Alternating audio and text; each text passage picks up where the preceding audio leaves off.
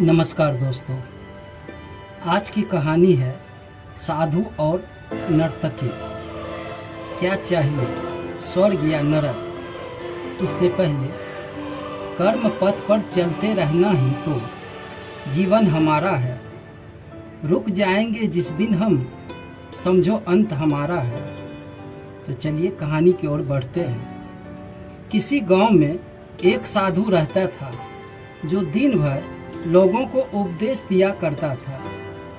उसी गांव में एक नर्तकी थी जो लोगों के सामने नाच गाकर उसका मन बहलाया करती थी। एक दिन गांव में बाढ़ आ गई और दोनों एक साथ ही मर गए। मरने के बाद जब ये दोनों यमलोक पहुँचे तो उनके कर्मों और उनके पीछे छिपी भावनाओं के आधार पर उन्हें स्वर्ग या नरक दिए जाने की बात कही गई। साधु खुद को स्वर्ग मिलने को लेकर पूरा अस्वस्थ था। वहीं नर्तकी अपने मन में ऐसा कुछ भी विचार नहीं कर रही थी। नर्तकी को सिर्फ फैसले का इंतजार था।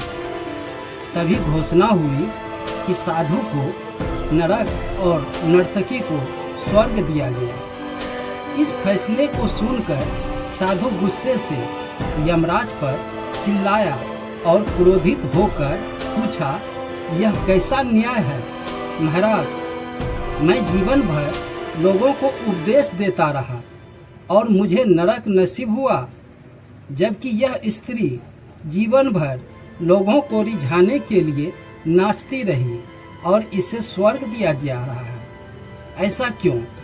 यमराज ने शांत भाव से उत्तर दिया, यह नर्तकी अपना पेट भरने के लिए नाचती थी, लेकिन इसके मन में यही भावना थी कि मैं अपने कला को ईश्वर के चरणों में समर्पित कर रही हूँ।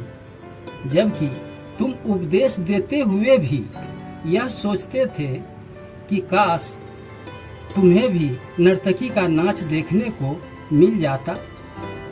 हे साधु, लगता है तुम इस ईश्वर के इस महत्वपूर्ण संदेश को भूल गए हो कि इंसान के कर्म से अधिक कर्म करने के पीछे की भावना मायने रखती है। अतः तुम्हें नरक और नर्तकी को स्वर्ग दिया जाता है। मित्रों, हम कोई भी काम करें उसे करने के पीछे की नीयत साफ होनी चाहिए, अन्यथा दिखने में भले लगने वाले काम भी हमें पुण्य की जगह पाप का भागी बना देते हैं। दोस्तों, इस तरह की कहानी सुनने के लिए सब्सक्राइब कर आगे की कहानी सुनें। धन्यवाद।